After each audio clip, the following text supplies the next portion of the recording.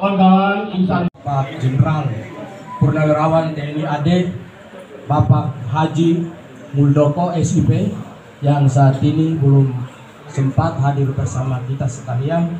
Yang saya hormati Bapak Sekretaris Jenderal Partai Demokrat Bapak Johnny Allen Marbut, dan juga para senior atau pendiri, dan juga ketua-ketua DPC dan juga DPD, dan juga para insan pers yang saat ini hadir bersama-sama kami untuk meliputi konferensi pers pada hari ini bersama dengan Partai Demokrat yang demokrat. Pada saat ini saya akan menyampaikan beberapa hal yang menjadi dasar di mana saya mengambil sikap untuk bergabung dengan para pencetus Kongres luar biasa Partai Demokrat. Karena saya menganggap ini perlu, karena ada tercatat di dalam anggaran dasar, anggaran rumah tangga Partai Demokrat.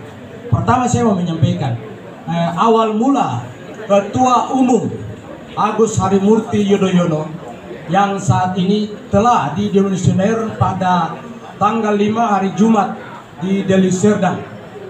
Pertama saya mau menyampaikan awal mula yang bersangkutan dalam konsolidasi menjadi calon Ketua Umum Partai Demokrat terhadap kami semua kader yang berada di Papua Barat pada saat itu, dengan satu perjanjian yang perlu digarisbawahi semua, bahwa jika beliau terpilih sebagai Ketua Umum Partai Demokrat, maka para Ketua DPC dan juga DPD akan diberikan porsi kewenangan dalam menentukan calon bupati atau juga gubernur, dengan memberikan kontribusi balik kepada semua DPC dan DPD sebesar 50% dari setoran dari calon-calon bupati dan juga gubernur.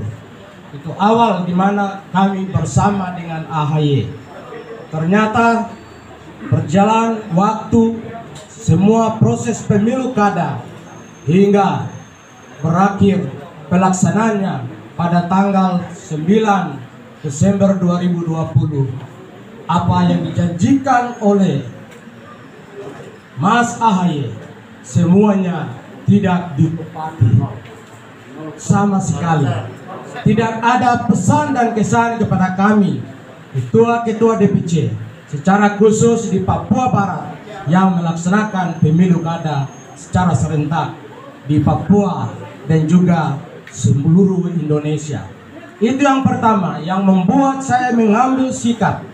Tadinya kami ditekan paling lambat 30 Januari sudah memberikan pernyataan dukungan kesetiaan kepada AHY dan menolak semua kegiatan atau kongres luar biasa dari pihak luar. Namun setelah saya mengambil surat pernyataan tersebut sampai ke DPP, ternyata saya terus mendengar dengungnya dari para senior dalam pelaksanaan KLB. Saya perlu harus mendengar dari pihak sebelah, tidak saja kepada DPP pada saat itu. Untuk itu saya bersedia bertemu sekjen kami yang terpilih di Deli Serdang, Bapak John Allen, dan semua teman-teman. Saya mendengar bahwa apa yang menjadi dasar untuk KLB ini diusulkan atau perlu dilaksanakan.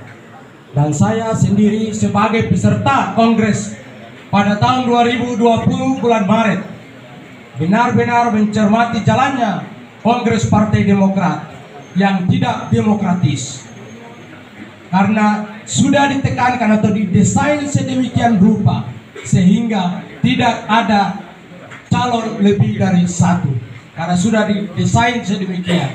Untuk itu pemilik hak suara melalui DPD menekan semua ketua-ketua DPC untuk tidak bersuara, sehingga kami menganggap bahwa Kongres Partai Demokrat yang kelima yang dilaksanakan di Jakarta tidak demokratis. Kami dengar pada saat itu dan kami menantikan Pak Marzuki Ali yang sebenarnya kami dengar akan mengikuti proses pemilihan ketua umum, tapi dihadang. Nah, untuk itu perlu dicatat pula bahwa dalam Kongres Partai Demokrat yang kelima sama sekali tidak dilakukan pembahasan anggaran dasar, anggaran rumah tangga Partai Demokrat. Tiba-tiba saja setelah berakhirnya Kongres, kami mendapatkan anggaran dasar, anggaran rumah tangga yang ditandatangani oleh Ketua Umum dan juga Sekretaris Umum Partai Demokrat tanpa melampirkan surat keputusan atau risalah sidang, tapi juga paripurna terkait dengan anggaran dasar, anggaran rumah tangga Partai Demokrat.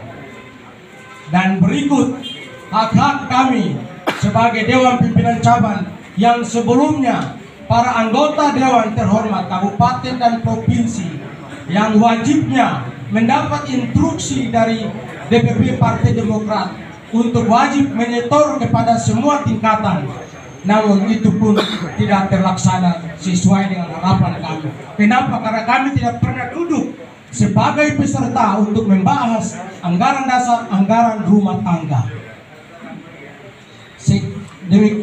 Untuk itu, menurut hemat kami, anggaran dasar dan anggaran rumah tangga Partai Demokrat tahun 2020 menyalahi konstitusi atau undang-undang partai politik.